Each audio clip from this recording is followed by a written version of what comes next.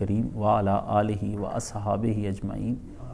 اما بعد فاعوذ باللہ من الشیطان الرجیم بسم اللہ الرحمن الرحیم اہدنا الصراط المستقیم صراط الذین انعمت علیہم غیر المغضوب علیہم ولا الضالین آمین۔ اللہ تعالیٰ نے انسان بنایا اور انسان دو چیزوں کا مرکب ہے، روح کا اور جسم کا۔ تو اس کے مختلف اعضاء ہیں اور ہر اعضاء کا کوئی نہ کوئی کام ہے اور وہ اپنے حصے کا کام کرتا رہتا ہے۔ جب تک اللہ تعالیٰ کا حکم ہوتا ہے وہ اعضاء کام کرتے ہیں اور اس کے بعد پھر وہ اعضاء جواب دے جاتے ہیں آدمی کو۔ اعضاء کے کام کے دو حصے ہیں، ایک تو خداوند عالم نے جو ان کو حکم دے دیا کہ تم یہ کام کرتے رہو، اور ایک انسان کے اختیار میں دے دیا ہے کہ تم اس سے ان اعضاء سے اپنی مرضی کا اور اپنے اختیار سے اور اپنی چاہت کا کام لے سکتے ہو۔ ادھر سے اللہ تعالیٰ کے حکم سے یہ اعضاء کام کر رہے ہیں اور ادھر سے یہ انسان کے ساتھ جڑے ہوئے ہیں کہ انسان کی سوچ، اس کی مینٹلٹی، اس کی ذہنیت کے ساتھ یہ کام کر رہے ہیں۔ جو انسان سوچتا ہے جیسا یہ اس کو حکم دیتا ہے یہ ویسے کام کرتے ہیں۔ تو اس سارے اعضاء میں نبی کریم صلی اللہ علیہ وآلہ وسلم نے ایک عضو کے بارے میں یہ فرمایا کہ دیکھو جسم میں ایک عضو تمہارا ایسا ہے، اگر تو ہے وہ صحیح تو بدن ہے سارا صحیح، اور اگر ہے وہ خراب تو بدن سمجھ لو سب خراب۔ اور جان لو کہ وہ دل ہے، جان لو کہ وہ دل ہے، جان لو کہ وہ دل ہے۔ اب اس کو ظاہری بات پر بھی محمول کریں نا تو ہارٹ اٹیک اسی کے خراب ہونے کی وجہ سے آتا ہے، اور اگر اسے باطنی طور پر بھی اگر ہم محمول کریں اس بات کو تو تب بھی یہی سمجھ لیں کہ ساری برائیوں کی اور سارے گناہوں کی اور ساری بدکاریوں کی جڑ یہ دل ہے۔ یہ دل ایک ایسی چیز ہے، اس دل کو اللہ تعالیٰ نے ایک کام سونپا ہے۔ جب یہ دل وہ کام کرتا ہے تو پھر اس کے بعد سارے اعضاء کو حکم دیتا ہے کہ تم نے بھی وہی کام کرنا ہے، اور جو مرضی کر لیں باقی سارے اعضاء، دماغ آپ کا سوچ لے، منتیں کر لیں آپ، لیکن دماغ وغیرہ جو بھی اعضاء ہیں وہ اس دل کے خلاف نہیں چل سکتے۔ یہ دل حکم دیتا ہے کہ یہ کام کرنا ہے، اس کی مخالفت میں تھوڑی دیر چلتا ہے آدمی، لیکن اس کے فوری بعد پھر اسی کے کہنے پہ بے اختیار وہ کام کرتا چلا جاتا ہے۔ اس لیے امت کو بتایا گیا کہ آپ نے اپنے دل کی حفاظت کرنی ہے۔ اگر آپ نے اپنے دل کی حفاظت نہ کی تو اس کے نتیجے میں یہ ہوگا کہ سارا کام آپ کا بگڑ کے رہ جائے گا، اور جہاں یہ دل فساد پیدا کر دیتا ہے نا، وہ فساد پھر نہ رکنے کا عمل ہے۔ وہ پھر ایک غلطی کرتا ہے اور اس ایک غلطی کے بعد اتنی غلطیاں ہوتی ہیں، اتنی غلطیاں وہ بچے انڈے دیتی چلی جاتی ہیں کہ اس کے بعد ان کا کلا کما کرنا مشکل ہو جاتا ہے۔ اور یہ اسلام میں اس طرح کی ظاہری طور پر بھی بڑی غلطیاں ہوئیں، اجتماعی طور پر خلافت ملوکیت کے اندر بدل گئی، یہ آپ کو پتہ ہے۔ اور اسی طرح ایک غلطی آپ سے ہو جاتی ہے اپنی زندگی میں جب آپ اس دل کو کسی غلط جگہ پر استعمال کر لیتے ہیں، اور اس کے بعد پھر یہ دل آپ سے وہ کچھ کرواتا ہے کہ آپ سوچ بھی نہیں سکتے، اور پھر آپ اسی دل کے تحت پھر آپ دیکھتے ہیں کہ زمین کے اندر فساد پھیلتا چلا جاتا ہے۔ اس لیے ایک مومن کو جو سب سے پہلی چیز ہے نا وہ یہی کہا گیا کہ وہ اپنے دل کی حفاظت کرے، اور یہ کہا گیا کہ بقلب سلیم، جب وہ اللہ تعالیٰ کی بارگاہ میں آئے ایک ایسا دل لے کے آؤ جس کو کسی بھی طرح کی روحانی طور پر کوئی بیماری نہ لگی ہوئی ہو۔ اگر اس کو کوئی روحانی بیماری لگی ہوئی اللہ کی بارگاہ میں لے کر آئے تو کسی صورت میں بھی اس کے اعمال نہیں ہوں گے، سب ضائع ہو جائیں گے، اور اس کو پتہ بھی نہیں چلے گا کہ میں نے بعد میں دنیا میں کیا کمایا تھا جس کی وجہ سے یہ سارے اعمال میرے ضائع ہو گئے۔ اس لیے دل کے بارے میں اللہ تعالیٰ کا جو حکم ہے نا اس کی حفاظت، اور یہ دل کی بارے میں جو اتنی ہم فقہ پڑھتے ہیں نا، یہ دیکھیں فقہ کا کام ہے سوجھ بوجھ پیدا کرنا، باریکیاں پیدا کرنا، اور آپ یہ دیکھتے ہیں کہ کتنے فتاوے دنیا کے اندر شائع ہو چکے ہیں کہ حد شماری ان کا کوئی نہیں، کچھ عربی میں، فارسی میں، جس زبان میں بھی کوئی اسلام گیا تو وہاں پر جا کر کے وہاں کے لوگوں نے باریک باریک مسئلوں کو بھی لے کے نا دل کی فقہ، ایک فقہ ایجاد کی جو ظاہری طور پر اسلام کی فقہ کہلاتی، لیکن ایک فقہ القلوب بھی ہے، دلوں کی فقہ جو ہے نا، جو آدمی دین میں اس کا ماہر ہو جائے وہ آدمی متقی پرہیزگار خدا کا پسندیدہ آدمی ہے۔ اس کی فقہ جو ہے نا یہ آج کے دور میں معدوم ہوتی چلی جا رہی ہے، اور دن بدن جس طرح ہم قیامت کے قریب چلتے جا رہے ہیں یہ دل کی فقہ تباہ ہوتی جا رہی ہے۔ کوئی آدمی کوئی بچہ دین سارا پڑھ لینے کے بعد اگر دل کی فقہ کو نہیں نہ سمجھتا، ایک فقہ سمجھ لی اس نے جو ظاہری اعمال کی تھی، لیکن باطنی اعمال کی دل کی فقہ اگر اس کو سمجھ نہیں آئی تو آپ سمجھ لیں وہ کتنا ہی بڑا عالم ہو، اس کو متون یاد ہو، ٹیکسٹ سارا یاد ہو، وہ فاضل درس نظامی ہو، وہ کتنا ہی بڑا عالم کیوں نہ ہو، بالآخر اس کا علم موجب فساد ہے، وہ زمین پر لوگوں کو خیر بانٹ ہی نہیں سکتا، کسی صورت میں وہ شر ہی شر بانٹتا چلا جائے گا۔ اس لیے ایک ایسا آدمی چاہیے جو ظاہر شریعت کو بھرپور طریقے سے جانتا ہو اور ادھر سے باطن شریعت کی فکر القلوب کو بھرپور طریقے سے جانتا ہو، یہ مجدد ہے۔ اور یہ آدمی جو کوئی بھی کر گیا اپنی محنت سے اور اللہ کے حکم سے اور اللہ کی اطاعت کرتے ہوئے، یہ سمجھ لیں کہ یہ کوئی بھی صدی اس کی نہیں، ساری صدیاں اسی کی ہوتی ہیں۔ اور ہمارے جو بڑے لوگوں نے اس کے اوپر کام کیا ہے وہ آپ کو پتہ ہی ہے، بڑے بڑے لوگوں نے کام کیا، مگر کمی یہ رہ گئی کہ کسی نے تو ظاہری شریعت پہ بھرپور علم حاصل نہیں کیا اور کسی نے پھر باطنی پہ بھرپور حاصل نہیں کیا۔ یہ دونوں پر جب کوئی آدمی کام کر لیتا ہے تو پھر اس کے اندر سے حکمت پھوٹتی ہے، جو اللہ تعالیٰ نے قرآن مجید میں بتایا کہ یہ حکمت وہ علم ہے جس کے ذریعے سے انسانوں کا تزکیہ نفس ہوتا ہے اور بندے پاک صاف اور پاکیزہ کر کے اللہ کی بارگاہ میں پیش کیے جاتے ہیں اور پیش ہوتے ہیں۔ یہ وہ آدمی ہوتا ہے جس کو آپ حقیقی طور پر مرشد کہہ سکتے ہیں، شین کے نیچے زیر پڑھ کے، کہ رشد دینے والا، ہدایت دینے والا۔ مرشد وہ ہوتا ہے جو ہدایت پر عمل کرے، مفعول آبجیکٹ، اور مرشد وہ ہوتا ہے، زیر نیچے سے پڑھیں گے تو جو سبجیکٹ جو بندے کے اوپر کام کر رہا ہے نا، وہ ہوتا ہے کام کرنے والا۔ تو مرشد جو ہے یہ جب حقیقی طور پر بندے کے سامنے آتا ہے اور وہ اس فکر القلوب کو سامنے رکھ کر بندے کے ظاہری اعمال کو بھی درست کرتا چلا جاتا ہے، اس کے باطنی اعمال کو بھی درست کرتا چلا جاتا ہے، اور جو بندہ اس راہ پر چلتا ہے اس کو سالک کہتے ہیں، وہ جو راہ راست پر چلنے، جیسے مسلک ہے اس طرح یہ سالک ہوتا ہے، مسلک ہوتا ہے، مسلک کہتے ہیں راستے کو، تو سالک وہ جو اس راہ پر چلنا ہے۔ تو سالک راہ کو بڑی ضرورت ہوتی ہے مرشد کی، اور وہ سالک راہ تین طرح کے ہوتے ہیں، ایک جو مبتدی ہوتا ہے شروع پر، دوسرا جو متوسط ہوتا ہے، اور ایک جو منتہا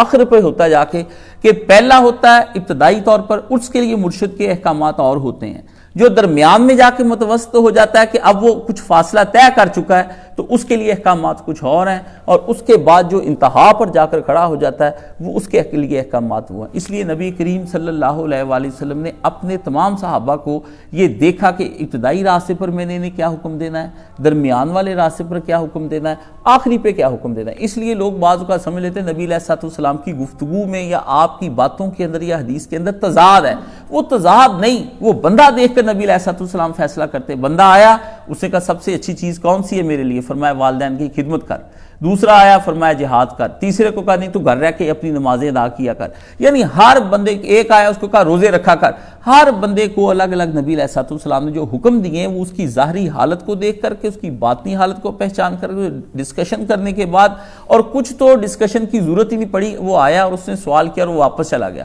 اب یہاں پر ڈسکشن کی ضرورت کیوں نہیں پڑی؟ کیونکہ اس کی پوری پرسنالٹی نبی علیہ الصلوۃ والسلام کے سامنے موجود تھی، برسوں سے تعلقات تھے، وہ آپ علیہ الصلوۃ والسلام کے سامنے آیا، آپ کی اس سے ملاقات ہوئی، اس نے آیا، جیسے میں شعیب کو جانتا ہوں، شہزاد سب کو جانتا ہوں، ان کو عمر کو سب کو جانتا ہوں، تو میں آ کر کہتا ہوں آپ یہ نہ کریں، آپ یہ چھوڑ دیں، تو اس کا مطلب یہ نہیں ہوتا کہ میں اچانک سے کوئی حکم دے رہا ہوں، تو میں تو یہ بتا رہا ہوں میرے برسوں کے تعلقات ہیں، پرسنالٹی، سفر حضر میں میں نے ان کو آتے جاتے دیکھا، کھاتے پیتے ساتھ رہتے، تو میرے دماغ نے کام کیا اس وقت اس کو یہ بات بتانی ضروری ہے کہ یہ کرو، اس پر پھر وہ عمل کرتا ہے تو پھر وہ انشاءاللہ تعالی اللہ تک پہنچ جاتا ہے۔ اب یہاں پر یہ دل جو ہے نا، اس وقت پوری دنیا کے اندر دل ہو گئے خراب۔ آپ کو ظاہر شریعت کے اتنے عالم ملیں گے، اتنے عالم ملیں گے، اور وہ ابن عربی پہ بھی خطبے دیں گے، وہ شاہ ولی اللہ کی جو کتابیں حجت اللہ البالغہ اس پہ بھی دیں گے، بڑی تصوف کی باتیں کریں گے، مگر ان کا باطنی عمل جو ہے نا، ان کو آپ دیکھیں گے کہ ان کے ہاں پھر شادیاں ہو رہی ہیں اور غیر شرعی کام ہو رہے ہیں، وہاں جا کر آپ دیکھیں گے نہ اس کی فقر کی وہ زندگی ہے، نہ وہ نبی علیہ الصلوۃ والسلام والے اختیاری فقر کے ساتھ جی رہا ہے۔ مسلط فقر جو ہے نا، اس میں زندگی گزارنی بہت آسان ہے، اختیاری فقر کے ساتھ زندگی گزارنا دنیا کا مشکل ترین کام ہے۔ خود ہی بندہ نبی علیہ الصلوۃ والسلام کے سامنے چوائس تھی، دو چیزیں تھی کہ آپ عیاشی کے ساتھ زندگی بھی گزار سکتے تھے، شریعت میں کوئی پوچھ نہیں تھی، اور دوسرا آپ علیہ الصلوۃ والسلام اپنی فقر کے ساتھ۔ تو نبی علیہ الصلوۃ والسلام نے دو چیزوں میں پڑی ہوئی ایک چیز جو فقر ہے وہ اختیار کیا، آپشنل میں خود لیا کہ یہ میں اپنے طور پہ امپوزڈ نہیں ہے۔ ہمارے ہاں جو جتنے بھی نا مجھ سے لے کر بڑے سے بڑے، یہ بہت سارے لوگ جو فقر میں مبتلا ہیں اللہ کی طرف سے، انہوں نے اپنے آپ میں فقر کو اختیار نہیں کیا کسی صورت میں۔ تو نبی کریم صلی اللہ علیہ وآلہ وسلم نے فقہ القلوب پر جب کام کیا نا، قرآن مجید میں آپ پڑھ لیں دعائے ابراہیم خلیل اللہ، اور خود اللہ تعالیٰ نے جو نبی علیہ السلام کے بارے میں یہی بتایا کہ ربنا وابعث فیہم رسولہم من یتلو علیہم آیات، یہ ساری آیت آپ پڑھیں، وَيُزَكِّهِمْ وَيُعَلِّمُ الْكِتَابَ وَالْحِکْمَةَ۔ نبی علیہ السلام کا کام یہ ہوا کہ سارا ابلاغ کرنے کے بعد بندوں کو اس قسم کا بنا دیا جائے کہ وہ اللہ کے اس قدر قریب ہو جائیں کہ جب وہ اپنے رب کے پاس اس حالت میں موت کے وقت جائیں تو ان کا بقلب سلیم، ایک ایسا دل ہو جس کے اندر دنیا کا کوئی روگ نہ لگا ہو، جس کے اندر دنیا کی کوئی بیماری نہ لگی ہوئی ہو، وہ صاف شفاف دل کے ساتھ اللہ کی بارگاہ میں چلا گیا۔ اور جو یہ دل لے جاتا ہے اللہ تعالیٰ کی بارگاہ میں، وہ سمجھ لو قد افلح من تزکیٰ، وہ آدمی کامیاب ہو گیا، فلاح پا گیا۔ ہمارے ہاں سکسیس جو ہے، فلاح ہے، اس بات پر ہے کہ وہ آدمی دولت نہیں پا گیا، ہمارے ہاں اس بات پر نہیں ہے فلاح کہ اس آدمی نے کوئی دنیا کے اندر بلند مرتبہ حاصل کر لیا، یا اس نے کسی بڑے خاندان کی عورت سے شادی کر لی، یا اس نے کوئی بڑی گاڑی رکھ لی، نہیں، ایسا کچھ نہیں ہے۔ ہمارے ہاں یہ ہے کہ جس کا دل قلب سلیم بن گیا نا، وہ آدمی اللہ تعالیٰ کے ہاں کامیاب ہے۔ ہمارے ہاں سکسیس اور چیز کا نام ہے، کفار کے ہاں اور ہے، دونوں ہمارے ایک چیز کی وہ تعریف کرتے چلے جاتے ہیں، ایک کی ہم کرتے چلے جاتے ہیں۔ کامیابی وہ کسی اور کو گنتے ہیں، ہم کسی اور کو گنتے ہیں، وہ بیماری کسی اور شے کا نام گنتے ہیں، ہم بیماری اور شے کا نام گنتے ہیں، وہ کسی اور ڈیفینیشن کرتے ہیں فتح کی، ہم اور کرتے ہیں، وہ شکست کی اور ہم شکست کی اور کرتے ہیں۔ یعنی گویا ہمارے اور ان کے پیمانے بالکل الگ ہیں، ہماری ان کی ٹرمینالوجیز الگ ہیں، ہماری ان کی ڈیفینیشنز الگ ہیں۔ تو ایسی صورت میں ایک ایسا دل، بظاہر تو آدمی بالکل فٹ ہوگا 80 سال کی عمر میں، اور A1 قسم کا ہوگا، وہ اپنے آپ کو انرجیٹک رکھے گا، وہ اپنی دوائیاں کھائے گا، وہ ڈائٹ اچھی قسم کی لے گا، آپ دیکھیں گے وہ اس طرح سے لگ رہا ہے جیسے 18 سال کا نوجوان ہے، وہ جم جوائن کرے گا، وہ آپ کو دکھائے گا، اس کے پورے جسم کے مسلز بنے ہوئے ہوں گے، وہ دیکھیں گے اس نے اپنے آپ کو ایکٹیو رکھا ہوا ہوگا، مگر اس کے پاس اگر قلب سلیم نہیں ہے جو اللہ کو مطلوب ہے تو وہ اللہ کے نزدیک بیمار آدمی ہے۔ ہمارے ہاں بظاہر آدمی دنیا کے غموں میں پریشان اور بیماریوں میں لپٹا ہوا ہے، ٹھیک ہے، لیکن وہ آدمی دکھوں میں لپٹا ہوا ہے، پریشانیوں میں، مگر وہ اپنے اللہ کی رضا پہ راضی ہے، اسے شکوہ کوئی نہیں ہے، جو اس نے کہہ دیا وہ مان لیا، جو اس نے کر دیا اسی کو بھی دل و جان سے قبول کر لیا۔ اگر وہ یہ کہہ کہ اللہ میں دل و جان سے وہ نہیں قبول کر رہا اور اس کے اعمال اور اس کی باتیں بتا رہی ہیں کہ وہ نہیں قبول کر رہا، تو اللہ تعالیٰ کے نزدیک وہ آدمی قابل قبول نہیں۔ لیکن جو یہ مان رہا ہے وہ اللہ کے نزدیک صحت مند ہے، جوان ہے، تگڑا ہے، فٹ ہے، اس نے اپنے آپ کو سیٹل رکھا ہوا ہے، وہ اللہ تعالیٰ کے نزدیک قبول ہے۔ تو قلب سلیم چاہیے اللہ تعالیٰ کی بارگاہ میں جانے کے لیے۔ اس قلب پر بڑے حملے ہوتے ہیں، اتنے حملے شیطان اس کے اوپر کرتا ہے کہ آپ چھوڑ دیں۔ آخر میں جاتے جاتے اللہ تعالیٰ نے، آپ کو پتا ہے جو جاتے جاتے پیغام دیا جاتا ہے نا واپس مڑ کے، وہ بڑا خاص پیغام ہوتا ہے۔ آپ گھر سے نکل رہے ہیں اور ساری ہدایت اپنے بیٹے کو دے دی ہیں، یا اپنے ملازم کو یا اپنی اہلیہ کو آپ دے رہے ہیں، لیکن جو ہی آپ گیٹ تک پہنچے تو آپ نے کہا وہ والی بات لازمی یاد رکھنا جو میں نے تمہیں پہلے سمجھائی ہے، جو اہم تھی، اس کو نہیں بلانا، باقی میں کمی بیشی بیٹا کر لینا، لیکن میرا بیٹا اس کے بعد اس بات پر فوکس رکھنا، سارے نقصان کروا لینا لیکن یہ نقصان نہ ہونے دینا، سارے نفع ضائع کر دینا مگر یہ نفع ضائع نہ کرنا۔ فرمایا الذی یوسوس فی صدور الناس من الجنۃ والناس، انسانوں یہ بات تم اپنے ذہن میں رکھ لو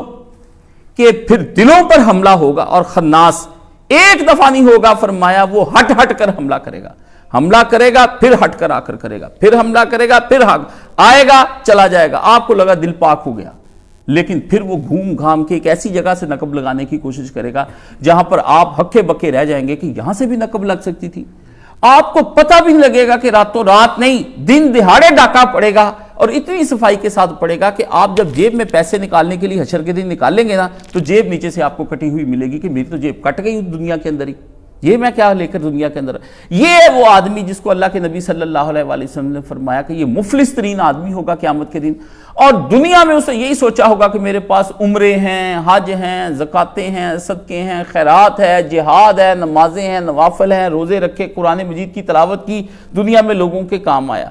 لیکن اللہ کے نبی علیہ السلام نے فرمایا ہر چیز اس کی اڑ جائے گی اور وہ کنگال اور مفلس ہو کر وہاں پر دیوالیہ ہو کر خدا کی بارگاہ میں بیٹھے گا۔ اللہ کے نبی نے فرمایا درم دینار کا لٹ جانا یہ آدمی کو کنگال نہیں کرتا، لٹتا وہ آدمی ہے جس کے پاس نیکیوں کے سارا کچھ ضائع ہو جائے گا، اور جیب میں ہاتھ ڈالا پیسے دینے کے لیے تو دیکھا جیب تو نیچے سے خالی ہے، یا بڑی سنبھال کے بھی اندر جیب لگائی ہوئی تھی، وہ دیکھا اندر سے جب اس میں ہاتھ ڈالا پیسے خالی ہو گئے۔ یہ وہ آدمی ہے جس کا دل بیمار ہو چکا ہوگا، اللہ خناس، اس نے ایسی جگہ سے نقب لگانی ہے کہ وہ نقب بھی وہ کیا کرتا ہے، اتنا دانا بینا ہے کہ میں یہ کہتا ہوں اس جیسا دانا بینا کوئی اللہ نے پیدا نہیں کیا۔ یہ سرکاری پہلوان ہے شیطان، ابلیس، اور انسانوں میں سے ابلیس اور جنوں میں سے ابلیس، یہ ایسے پہلوان ہیں جو 24 گھنٹے پھر رہے ہیں، ہرکارے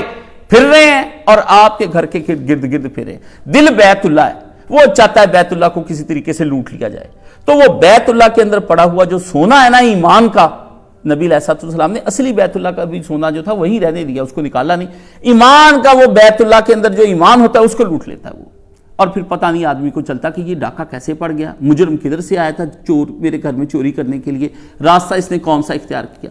اور دو راستے اس کے پاس بڑے ٹاپ کے ہیں، ایک تو راستہ گناہوں کا ہے، اس کے اندر وہ خوبصورت گناہوں کو بنا کر دکھاتا ہے، جس سے آپ کو یہی پتہ لگتا ہے کہ نہیں یہ گناہ کر لینے میں کیا کوئی برائی ہے۔ اور اس کے لیے یورپ نے ایسا خاص انتظام کیا کہ پچھلی پوری تاریخ امت کی پڑھ لیں، انسانوں کی تاریخ 5000 سال کی تاریخ پڑھ لیں جو اس وقت ان کے پاس اویلیبل ہے، اس میں وہ کچھ نہیں آیا جو اب آ گیا۔ اس زمانے میں خدا کا یہ انکار نہیں تھا، اس میں خدا اور طرح کے بنا لیے، بت بنا لیے، بندر جانور بنا لیے، کوئی سب سور، یہ سب چیزیں بنا، لیکن یہ دور جو ہے یہ قیامت کا دور ہے، اور جیسے جیسے یہ دجل کا دور قریب ہوتا جائے گا دجال کے ظہور تک اور قیامت تک آنے تک، یہ اتنا خطرناک ہوتا چلا جائے گا کہ آدمی کو ایک تو وہ گناہ ہی اس سے خوبصورت قسم کر کے گناہ بناتا ہے۔ یہ اس پہ گفتگو الگ سے ہوگی، یہ انشاءاللہ تعالی اللہ مجھے موقع دے، یہ پوری سیریز ہی چلانی ہے، اور میں نے آپ سے کہا تھا 2 سیریز ایسی ہیں جو میں چاہتا ہوں کہ جلدی جلدی ریکارڈ کر کے میں اپنی زندگی میں پوری کرتا چلا جاؤں۔ یہ ایک اس طرف گناہوں کی دنیا، بس اب آ جائیں دوسری طرف، یہ ہے نیکوکاروں کی، یہ جو حج اور عمرے اور سب صدقے زکاتیں بہت متقی سارے بنے پھرتے ہیں اور اس پر مطمئن ہے، اس پر اطمینان قلب ہے، اور یہ اتنا پیارا اطمینان نفس دلاتا ہے آدمی کو، اتنا دلاتا ہے۔ اور بعض اوقات برے مرشد بھی ایسے ہوتے ہیں کہ وہی آپ کو اتنا اطمینان دلا دیتے ہیں کہ وہ آپ کو کہہ دیتے ہیں جب ہم بیٹھے تمہیں اس کی کیا ضرورت ہے سوچنے کی، تم کرو جتنا اپنی مرضی سے تم جو کرنا چاہتے ہو، جب ہماری شفاعتیں ہوں گی، دعائیں ہوں گی، ہم تمہارے پیچھے ہیں، تو وہ آپ کو مرشد بھی بیمار کرتا چلا جاتا ہے، وہ آپ کو اور زہر کی تھوڑا سلو پائزن دیتا چلا جاتا ہے، آپ کو نہیں پتا چلتا، لیکن آپ یہ سمجھتے ہیں کہ میرا وہ سلو پائزن جو ہے نا میں ابھی جی رہا ہوں، وہ آہستہ آہستہ آپ کے قلب کو روگ لگاتا جا رہا ہے اور قلب سارا آپ کا بیمار ہوتا چلا جا رہا ہے۔ یہ ہے نیکوکاروں کی دنیا،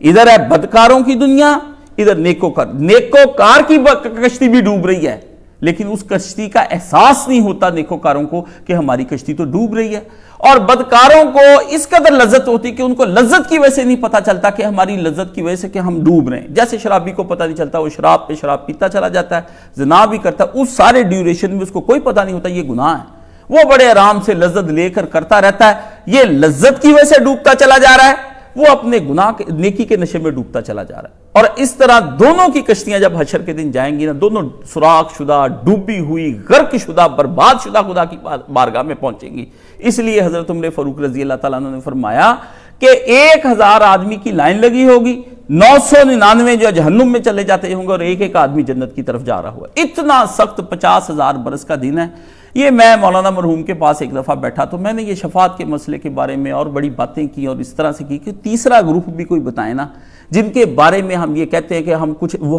انشاءاللہ بخشے ہی جائیں گے۔ انہوں نے پھر اس وقت مجھے ایک بڑی بات ہم کی، وہ بائی بات آپ کو ہضم ہو یا نہ ہو، کسی کو وہ اچھی لگے یا نہ لگے مجھے نہیں پتا، میری وہ راستہ درست کر گئی، آپ اپنے راستے درست کریں، ہم اپنے راستے کے ہیں لیکن آپ کے راستہ بتانا ہی ہے ہمیں۔ انہوں نے مجھے کہا کاشف بندے 2 ہیں، ایک کا ذکر اللہ نے قرآن مجید میں کیا، وہ نیکوکار ہی ہیں، بس وہ اللہ کے بارے میں لگے، وہ گناہ نہیں کرتے، گناہ سے بالکل پرہیز، ایک بھی نہیں کرتے، چھوٹا بھی نہیں کرتے اور بڑا بھی نہیں کرتے، وہ اپنی نگاہ بھی خراب نہیں کرتے۔ پہلی نگاہ بھی جو کہتے ہیں نا کہ پڑتی ہے، بھی میرے پاس لڑکا ولاگر آیا تھا احمد نصیر، بس وہ الٹی سیدھی کچھ چیزیں پوچھ رہے تھے، میں نے اس کے اندر کوئی خاص ایسا نہیں ان کو دیکھا، میں نے کہا یار یہ کیا آپ باتیں کر، ایک جو کہتے ہیں نا یہ پہلی بات، یہ بھی مولانا سے ہم نے پوچھی تھی کہ پہلی نظر معاف ہے، اگر آپ کسی کی طرف نظر دوڑاتے ہیں، غیر محرم کی عورت دوڑاتی ہے یا مرد دوڑاتا ہے، نہیں، انہوں نے کہا سڈن جو اچانک آپ جا رہے ہیں تو آپ کی نظر پڑ گئی، یہ نہیں کہ پہلی دیکھ کے دانستہ، یہ کوئی نہیں معاف موف، یہ نہیں اللہ کی طرف، یہ آپ نے پورا ارادہ ہی کیا، بس اس راستے میں کوئی آ رہا تھا آپ نے دیکھ لیا کوئی، یہ گناہ کے بارے میں یہ ہے کہ اچانک سے، یہاں سے فلسفہ کیا نکلا گناہ کا کہ معصیت اور گناہ اچانک ہو گیا، پلان نہیں کیا، وہ اللہ تعالیٰ کہتا ہے میں کہیں بندے کو معاف کرتا ہوں۔ یہ پلان کر لینے، یہ بنا لینے، سالوں سالوں چلنے اور پھر ان سے جان نہ چھڑانی اور ان کے پیچھے لگ کے ان کو کوئی شرعی رنگ دے لینا، یہ کوئی نہیں میرے بھائی۔ یہ میں نے پچھلے 10 دنوں کے اندر نا کچھ چیزیں آئیں، کچھ مجھ سے مطالعہ ہوا، کچھ میرے سامنے حیرانی ہوئی کہ گاندھی کو ماننے والی ایک خاتون ہے اور وہ بے پردہ ہے اور وہ آج کل شرح کر رہی قرآن مجید کی اور کہتی ہے کہ سارے مولویوں نے قرآن مجید غلط سمجھا۔ اب ادھر سے حملہ ہو گیا بھائی، آپ ہمیں بتائیں ہم کس طریقے سے اب ہم آپ کی جان چھڑائیں؟ ہم تو پھنسے پڑے ہیں علماء، ہمیں ایک بند کرتے ہیں راستہ، دوسرا نہیں تیسرا، شیطان تو ڈالا ہے ڈاکے۔ یہ ایک ہے اور دوسرا گروپ وہ ہے ایک متقیوں کا اور ایک گناہ گاروں کا ہے۔ تیسرا گروپ بھائی جان اللہ تعالیٰ نے کوئی نہیں بتایا قرآن مجید کے اندر۔ یہ مولانا کا ایک تبصرہ سنا اور دوسرا سنا میں نے اپنے والد صاحب کا، مدتوں بعد انہوں نے قرآن مجید کو کھولا، اس کا ترجمہ پڑھا، کہتا ہے یار قرآن مجید تو بہت کلیئر کٹ بات کر رہا ہے، یہ تو کہتا ہے یہ برے یہ اچھے، باقی کوئی راستہ ایسا نہیں ہے کہ جو ہم کہیں گناہ گار ہو، نہ گھبراؤ، شفاعت ان کے گھر کی ہے، ایسا کچھ نظر نہیں آ رہا ہمیں۔ اللہ دیں گے اجازت نبی علیہ السلام کو، ٹھیک ہے، لیکن آپ نے ضرور کسی بڑے مصیبت سے گزر کے کروڑوں سال جہنم میں جلنے کے بعد ہی پھر جنت میں جانا ہے۔ یہ آپ نے چائس کس طرح سے کر لی؟ یہ بھی کوئی نہیں کہا کہ آئیں گے گناہ گار، نہیں، سزائیں ہونے کے بعد۔ اللہ کے بندے سزائیں آپ معمولی سمجھتے ہیں؟ میں نے یہی بات مولانا سے کی، میں نے کہا سزائیں، انہوں نے کہا توبہ کر، اللہ سے ڈر۔ سزائیں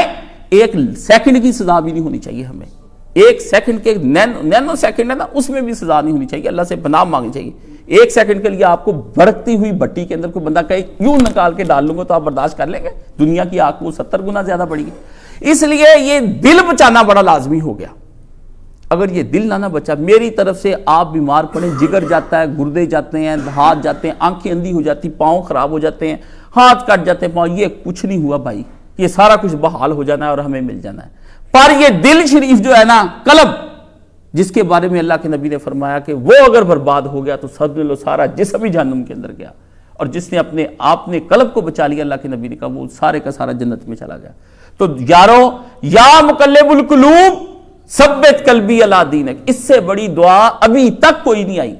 باقی دعائیں ساری بات کی ہیں کہ اس سے پناہ مانگی، اس سے پناہ مانگی، یہ مانگا وہ مانگا۔ میرے نزدیک اس وقت جو سب سے بڑی قیامت آ گئی نا اہل دین پر، اہل دنیا کو آپ چھوڑ دیں،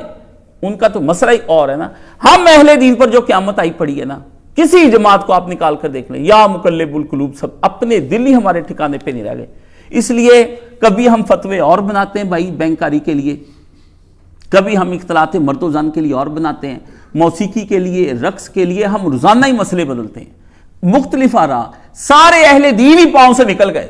اس مغرب کی تیز ہوا نے نا، اس غرب نے ہمیں غرب شدہ جو کر دیا ہے کہ ہمیں اس طرح سے اس نے ہمارے پاؤں کھاڑ دیے ہیں کہ ہم حیران اور پریشان ہیں، ساندھی کے سامنے ہم کھڑے نہیں ہو سکتے۔ اور وہ جو قرآن مجید میں سورہ الاحزاب کے اندر اللہ نے نقشہ کھینچا نا کہ قلوب الحناجرہ یا زاغت قلوب، یہاں تک دل آ گئے حلق، بالکل وہ آ گئے،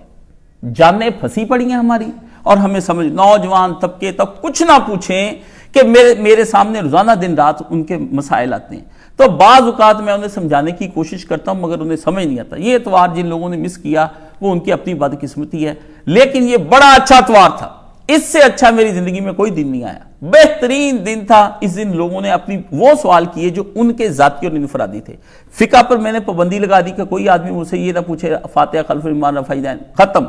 علم کلام مجھ سے کوئی نہ پوچھتا پھر عرش کیسا ہے، فرش کیسا ہے، زمین کیسی، فرشتے کیسے، نظر کیوں نہیں آتے، بند، یہ ایمانیات کا دائرہ ختم، پرے کریں اس چیز کو۔ یہ بہت بیان کر دیا، اتنا بیان کیا بھی 30 سالہ استاد کا ریکارڈ ہے، 10 سالہ میرا، 40 سالہ ریکارڈ سن لیں، سارے مسئلے حل ہو جائیں گے۔ آگے آ گیا اگلا مسئلہ،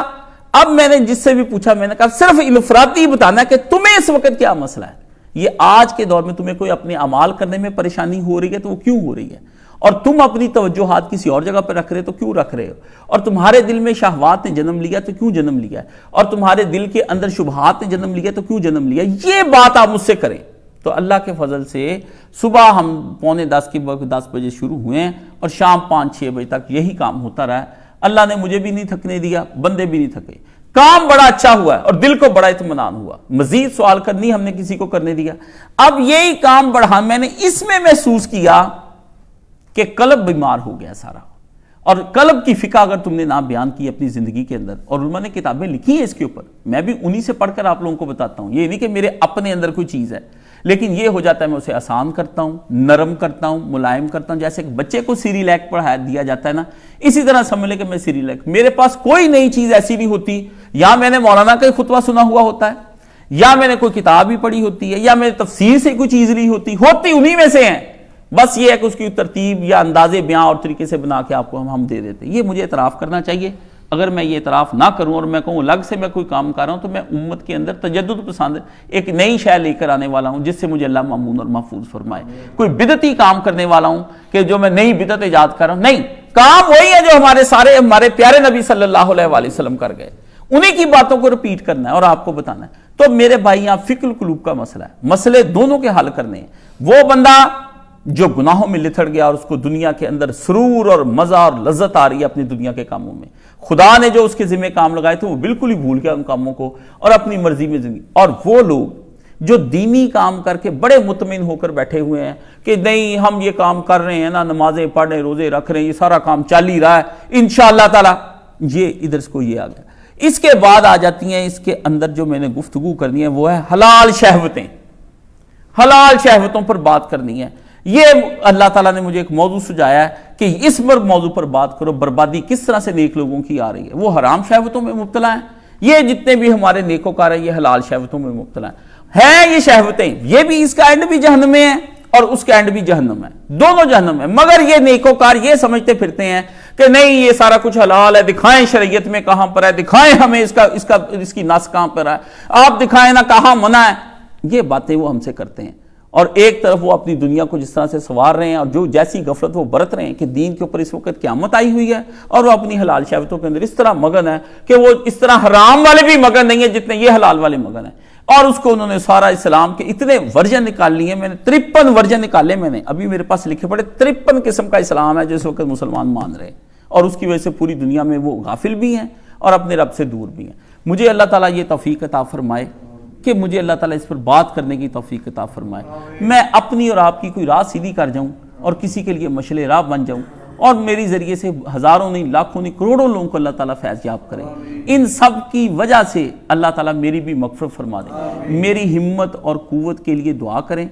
اور میری طاقت کے لیے روحانی طور پر دعا کریں. روحانی طاقت بھی اب میری ختم ہوتی جا رہی. میں محسوس کرتا ہوں جتنا میں دنیا کی چیزیں پڑھتا چلا جاتا ہوں اس میں الجھتا جاتا ہوں اور مقابلہ کری جا رہا ہوں. تو آپ کو پتا ہے کہ جب دشمن زیادہ ہو جائے تو بندے کی طاقت بھی کم ہونی شروع ہو جاتی. تو اس سے مجھے یہ احساس بھی ہو رہا ہے کہ میں روحانی طور پر بھی بہت زیادہ، کیونکہ 4 مہینے ہو گئے 5 جب سے حج سے میں آیا ہوں، میں کچھ لکھ نہیں سکا. بہت لکھنے کی کوشش کی مگر کیا دل اتنا پریشان ہے. ایسے مٹھی کے اندر بند جس طرح نہیں ہو جاتا دل، اس طرح سے ہے. تو یہاں پر ہم دعا پھر اللہ سے کرتے ہیں کہ اے میرے رب دین پر میرے دل کو مضبوط فرما اور میرے دل کے اندر ایسی کشادگی پیدا کر دے کہ میں تیرے انوار اور تجلیات کو اب پورا ابزارو کر کے جذب کر کے نا اپنے بھائیوں کو یہ ساری دے سکوں. یہ امانت ہے جو اللہ تعالیٰ کی طرف سے. آپ میرے لیے دعا کریں. راستہ بڑا پھسلن والا ہے. اور ایک بات اس میں آپ سب کو کہہ دوں، آپ میں سے 80 چہرے ایسے ہیں اور بھی دوسری جگہوں پر لوگ بیٹھے، یہ سارے آپ میرے اپنے ہی ہیں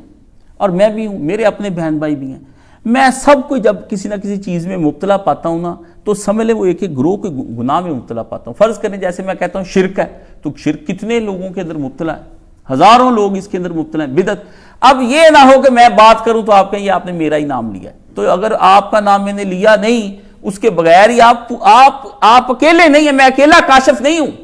ایک کاشف وہ ہے جو پورا گروپ بھی کاشف کا ہے جو کروڑوں لوگوں میں ہے. میں کسی اگر شرک کے اندر مبتلا ہوں یا بدعت کے اندر مبتلا ہوں یا کسی تکبر کے اندر مبتلا ہوں یا کسی جنسی چیز کے اندر مبتلا ہوں تو وہ پورا ایک طبقہ ہی ہے جس کو میں پکار رہا ہوں. اب آپ میں سے کچھ بندوں کی بعض باتیں مجھے ظاہری طور پہ بھی پتہ ہوتی ہیں، بعض بندوں کی باتیں مجھے باطنی طور پر بھی پتہ ہوتی ہیں. تو وہ کہتا ہے یہ مجھے ہٹ کیا گیا ہے، مجھے. تو اگر تمہیں ہٹ کیا گیا تو بالکل خدا کی قسم اس ممبر پر بیٹھ کر کہتا ہوں تمہیں ہٹ کیا میں نے. کیوں؟ میں چاہتا ہوں کہ تم جنت میں چلے جاؤ. میں کہتا ہوں تمہاری دنیا اگر برباد ہو جائے نا اس میں تو کوئی مسئلہ نہیں، پر تمہاری آخرت برباد نہ ہو. یہ دن نکل جانے ہیں اور نکل گئے ہیں اور رہ جانے پیچھے کچھ بھی نہیں، تھوڑے سے دن آپ پیچھے رہ گئے ہیں. قیامت اللہ کے نبی علیہ الصلوۃ والسلام نے فرمایا چند نشانیاں پوری ہوں گی تو یوں سمجھ لو جیسے ماں کے پیٹ میں 9 ماہ کا بچہ پورا ہو جائے، اب جنا کے تب جنا. قیامت اس طرح قریب آن کھڑی ہے. اور وہ لوگ جو قیامت کی نشانیاں، دجال اور مہدی، ان کے بارے میں بڑے پریشان رہتے ہیں نا، ان لوگوں کو میں تنبیہ کرتا ہوں، یہ بھی میں نے پڑھا نہیں، فقہ الفتن، یہ ہے فقہ القلوب، وہ ہے فقہ الفتن، فتنہ کی جمع فتن، اور فتن کہتے ہیں آزمائشوں کو. یہ بھی آپ کو سمجھانی کہ نبی علیہ السلام نے یہ جو باتیں بتائی تھی یہ اس لیے بتائی ہیں کہ آپ ان میں پڑھنے کی بجائے تیاریاں کر لو. جیسے آپ بیٹھیں گھر میں، آپ کو اچانک آواز آتی ہے کہ روزہ بند ہونے میں 20 منٹ باقی رہ گئے ہیں، تو آپ اس کی ڈیٹیل لینے نہیں چلے جاتے کہ مؤذن کون ہے، اندر کون سی گھڑی اس نے رکھی ہوئی تھی، کس مسجد سے آواز آئی ہے. آپ اپنا روزہ جلدی جلدی کھانے پینے کو ختم کرنے کی کوشش کرتے ہیں تاکہ میں روزے کے ٹائم تک اپنا سارا ختم کر لوں. یہ جو نشانیاں ہیں اس کی آ بھی جائے نا، ابھی دجال آ جائے، امام مہدی، جنگ بھی لگ جائے، آپ کو کوئی اس کا فائدہ نہیں ہونا، ایک رتی کا بھی فائدہ نہیں ہونا. الٹا یہ آپ کے لیے آزمائش بن جانے ہیں. اور دیکھ لیں کہ جتنے بھی بڑے بڑے اسکالروں نے اس کو بیان کیا نا، کچھ بھی نہیں، لوگ ان کے مزے لے رہے ہیں اور بات کچھ نہیں. دین کی فقہ کی طرف آئیں تاکہ میں آپ کو سچا علم جو ہے وہ اللہ کے نبی صلی اللہ علیہ وآلہ وسلم کا، جو میں نے سارے علماء سے پوچھ بیٹھ کر ان سے حاصل کیا، آپ تک پہنچا سکوں.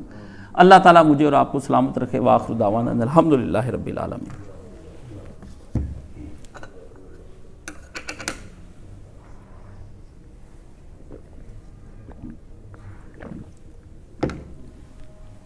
الحمدللہ والصلاة والسلام علی رسولہ الکریم وعلی آلہ وصحابہ اجمعین. اما بعد فاعوذ باللہ من الشیطان الرجیم. بسم اللہ الرحمن الرحیم. اپنا یہاں پہ جو مرکز کا خادم ہے اسلم، اس کے اب گردے ہو رہے ہیں ایک ہفتے سے واش، اور میں ہی اس کے کروانے کے لیے واش لے کر جاتا ہوں. 7-2:30 بجے رات کو جانا پڑتا ہے مجھے، کبھی صبح 5 بجے جانا پڑتا ہے، کبھی رات 11 بجے جانا پڑتا ہے. تو آج بھی میں اس کے جو ہے گیا تھا اس کے ٹریٹمنٹ کے لیے، صبح سے ادھر ہی تھا. اب واپس آیا ہوں تھوڑی دیر پہلے، اس لیے بعض اوقات لیٹ ہوتا ہوں تو کسی نیک کام کے لیے ہوتا ہوں، کسی برے کے لیے نہیں میں لیٹ ہوتا. مجھے پتہ ہوتا ہے کہ آپ آئے بیٹھیں. تو دعا پہلے آپ نے کرنی ہے کہ ڈاکٹر تو کہتا ہے ساری زندگی کے لیے اس کو کرنے پڑیں گے، گردے اس کے شرنک ہو گئے، لیکن اللہ تعالیٰ کے ہاں کیا ہے،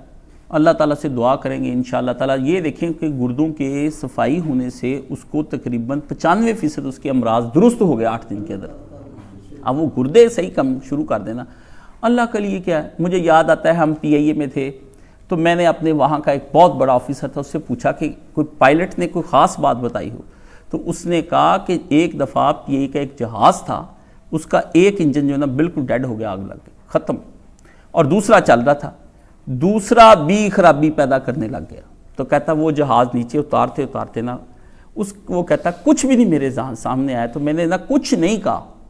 لیکن منہ سے بے اختیار اتنا ہی نکلا اللہ، نہ کہا مدد کر،